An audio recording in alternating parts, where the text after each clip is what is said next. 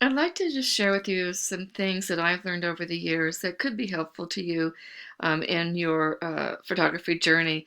And one of the very first things that I learned in a class years ago was that a camera reads light. And I cannot stress that enough, that a camera reads light, a camera reads light, a camera reads light. So the better light that you feed the camera, the better image you're going to get. So to learn and understand light is the key to taking really good pictures. Second, on the back of your camera, the playback screen, everything looks good when it's 2 inches. So be sure that you're zooming in and checking your images because at a glance, they all look good. That can be really misleading. Third, the eyes have it. Remember, the eyes are the window to the soul, and the eyes always need to be the sharpest thing in the image. Of course, the exception is if you're doing macro or landscape, flowers. But when you're shooting people, check the eyes. The eyes need to be the sharpest thing in the image. Watch your horizontal and vertical lines. So when you're shooting an image, you don't want to have to kind of look sideways if your horizontal line is off or your vertical lines are off. Now this can be done in post-processing. You can kind of rock and crop it, but try and get things right out of the camera when you shoot. It makes your post-processing a whole lot easier. Another thing that people I don't think realize is picture style. So in your camera, you have picture styles, and there's landscape, portrait, vivid, monochromatic. So there's several things. So landscaping is going to bring out the blues and greens. Portrait's going to give you warmer skin tones, and then vivid, of course, is going to saturate everything. Monochromatic will be like a sepia or black and white. However, if you are shooting in RAW, then this will not work. It will show up on the back of the screen, and that's why this is so misleading. If you happen to accidentally have it set, or on purpose have it set in landscape, and the back of your screen is showing these beautiful greens and blues, and then you go to process it, and it doesn't have these beautiful greens and blues, and happens to be in RAW. That's because RAW assumes that you as the creator want to do your own editing.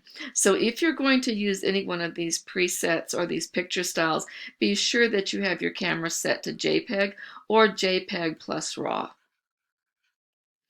So another thing to remember is whatever is closest to the camera will appear the largest.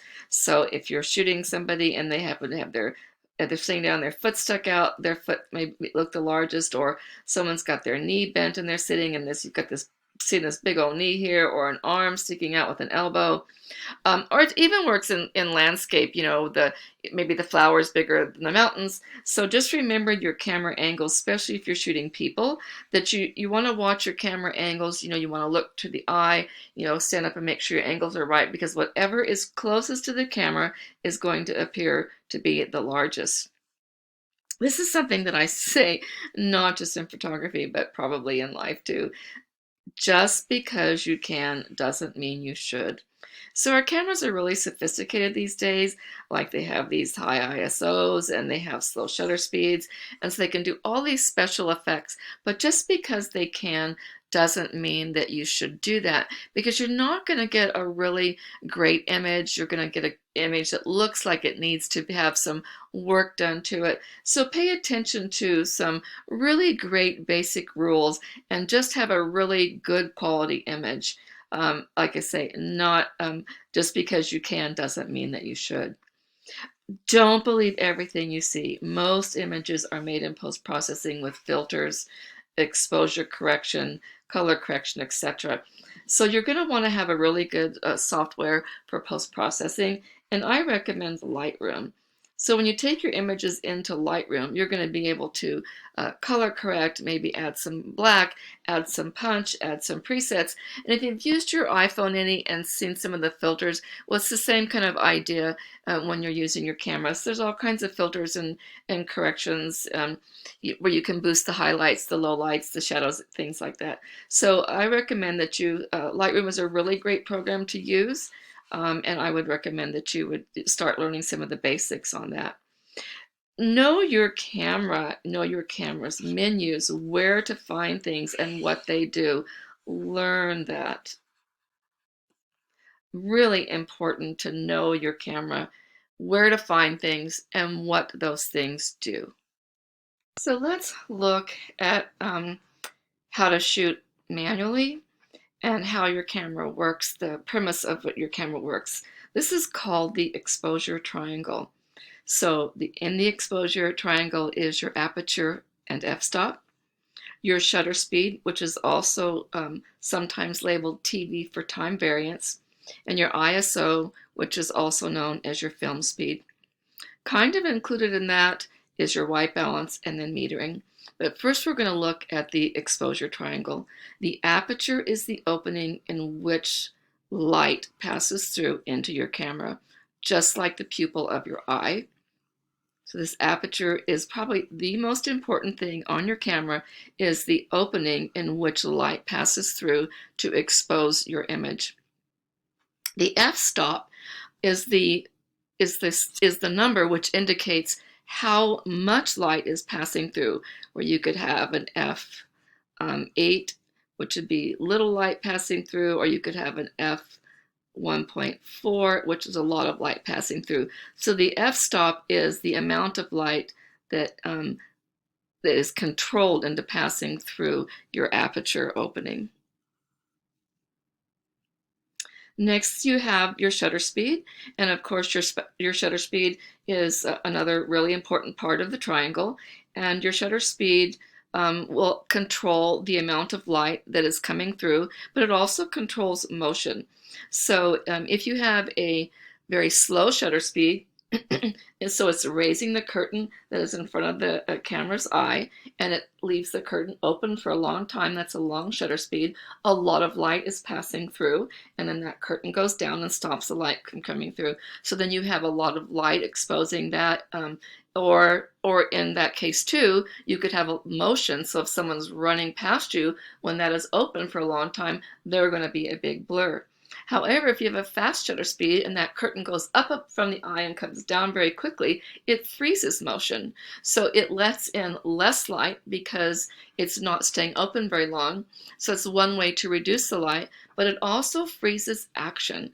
So a shutter speed of like 1/500th of a second will freeze a kid running. So you just keep in mind what your shutter speeds do, how they, excuse me, how they work. Because that is part of your triangle, and all three of these things work together. So the next thing you have is your ISO, and basically your ISO is just how to bring light to your image or to darken your image.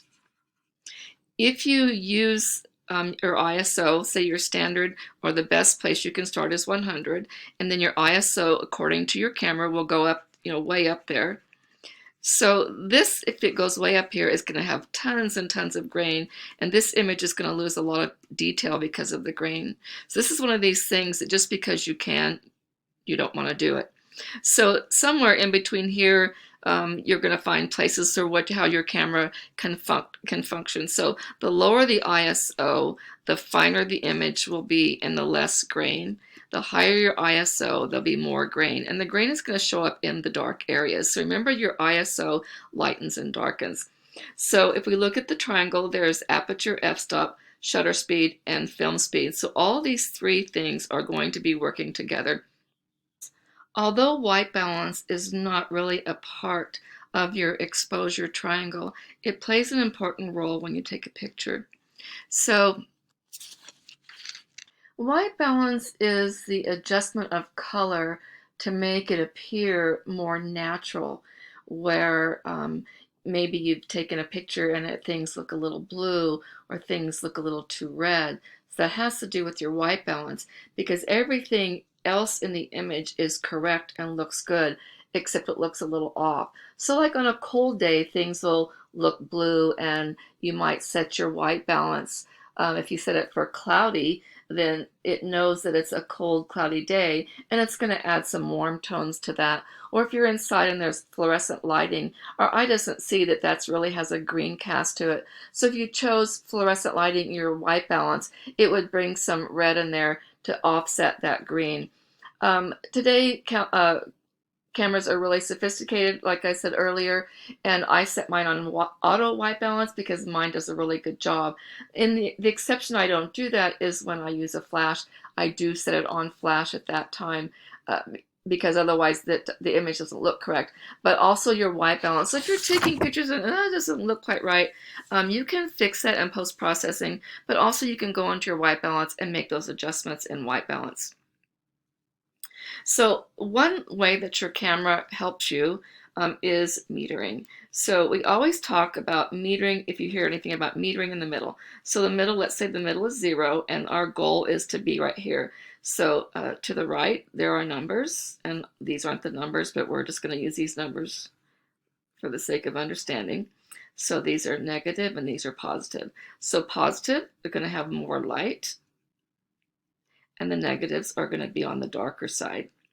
So if you go to take a picture and you look through your viewfinder, you should see a meter that looks similar to this in the viewfinder. If you don't, go into your camera settings and find the display for your viewfinder so that you can put your meter up. Because what's going to happen when you press your shutter button down halfway, you're going to get a little flashing light. So if that flashing light is flashing over here, it's showing you it's 2 stops too bright, and this is going to be blown out. This is going to be way too bright. So what you can do if it's too bright, then you know, well, I can bring down my ISO to darken it, or I can change my aperture. And as you do this and change any one of these 3 things in the triangle, then this is going to move. Well, if it moves up and gets even brighter, you know you've turned the dials the wrong way. However, if it moves down and gets closer to 0, you know you're turning the right way. Well, say that your aperture and your shutter speed are perfect for what you're doing, so then your other option is to set your ISO. So it works the same way. If you find an image is too dark and it's flashing that it's too dark, you can lower your shutter speed and say shoot at 1/100th instead of 1/500th of a second, and that will start bringing that back. And the more it brings it to 0, the more you're going to know you're on the right track. So each one of these in the triangle play a really important part in metering. So your meter is going to tell you when the image is going to look correctly exposed for you to go ahead and take the picture. However, even though everything is correct in your exposure triangle and you have metered in the middle, it may not be exactly what you want to shoot. You've got to keep in mind that if you have an f-stop where you like the image, then you're going to have to control your shutter speed. Or if you decided that I really like the fact that I'm catching my kids running, then you're going to control aperture and film in your film speed. So just remember that your meter in the middle can be changed by changing the other points of the exposure triangle. So let's take a little bit closer look at the aperture or the eye of your camera. And remember that f-stop also represents a fraction. So instead of saying f/8, you could put 1/8. So that is a fraction. Remember to say about the lens. So if you're looking here at a large opening, it says f1.8, it's 1/1.8. So if you reduce your aperture to f2.8, which is really 1/2.8, you have cut your light in half. And if you follow that process all the way through, you can see that each time that you do that, it is a fraction and you're cutting your light in half. Same thing works when you go the opposite way, that you double your light. So not only does this work in the area of light, but this works in the area of your field of focus. So at f1.8, you have a very large aperture opening, and almost nothing is really going to be in focus. So you're going to get a lot of that motion, that bokeh, that creamy blur. A lot of that will be creamy, so will be a creamy blur, and there'll be very little that is in focus. So if you move over to the 2.8, you still have a large aperture opening, and there's going to be a little bit more in focus. So you have a little bit more focus and a little less of the bokeh. Still a lot of that pretty creamy. But now when you move down and you're cutting that light again, down into, and your aperture opening down to 5.6, you have a lot more in focus. So your field of focus now is getting bigger with a lot less blur. And then the same thing happens when you move down to f8, your field of focus, the area in which is in focus is now gets bigger every time that you stop down. So by the time you get down here, everything, so all that you see is going to be in focus with this particular f-stop. So one thing that's important to remember is your lens. If you purchase a lens that happens to say say 3.5 to 5.6, that is going to fall somewhere between 3.5 to 5.6.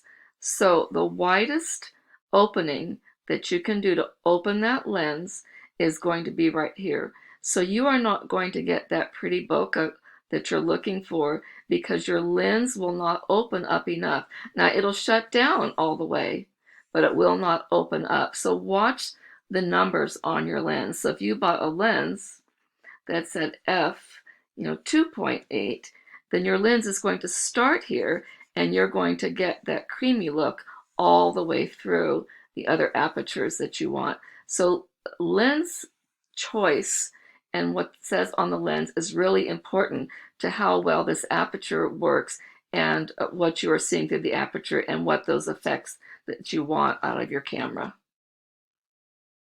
So if you're interested in some of the more artistic shooting, then you're going to want to buy lenses that at least around a 2.8.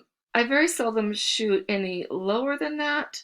But if you want like your subject to really stand out, where maybe you're shooting a portrait of a child and you want the Christmas tree and the Christmas lights in the back to be creamy, and you want those Christmas lights to look like a little round ball and not look like a light, but they've got all that beautiful round softness, you're going to have to stay down in these numbers as opposed to these upper numbers. So if you were to shoot that Christmas tree at, say, an f8, then those light bulbs are going to look just like a light bulb. But if you bring that down, you can open that up, then those light bulbs are just going to have a glowy light. So this is where your artistic shooting is going to be, where you can make the subject more stand out more, whereas up here at 22, that subject's going to blend in with the scenery. If you took a picture of him in the landscape, amongst the flowers, you're probably not going to pick him out in the flowers. So this is why your lens choice is really important and why these aperture settings are very important to the photography style that you're interested in. So just to recap, the shutter speed really quickly is a faster shutter speed freezes the action or motion.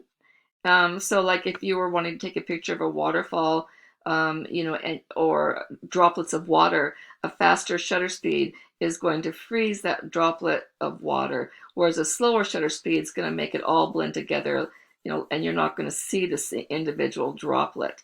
So a shutter speed freezes action or motion. A slow shutter speed causes blur, where you're watching a waterfall and all of the water looks the same. Would be how you would have more of a motion blur. So also a slower shutter speed lets in more light, and a faster shutter speed reduces light, which comes in handy like if you're outdoors, it's a sunny day, you need to reduce the light, maybe you're going to bring your shutter speed up to 1/350th. Or if you need more light, it's getting towards evening, you're shooting at golden hour, you might shoot over 125th, but you want to play around with these speeds so see how your camera shoots best, what's best for your family. And also remember though that a higher shutter speed also produces a sharper image, because if a slow shutter speed will cause some blur, then you have to think that the higher shutter speeds are going to make a sharper image. I hope that some of this information has helped you or given enough information to know which questions to ask or what directions that you want to go in as a photographer. And if I can do anything to assist you, help you with anything, I would just be happy to do that. Please feel free to reach out to me, and I'll try and do a video on Lightroom and show what that processing, how to process your images. As you have, when you have a great camera and great lenses, you want to do something with those. And I could also give you information on where to get prints that will be of high quality, worthy of the camera and lens that you have.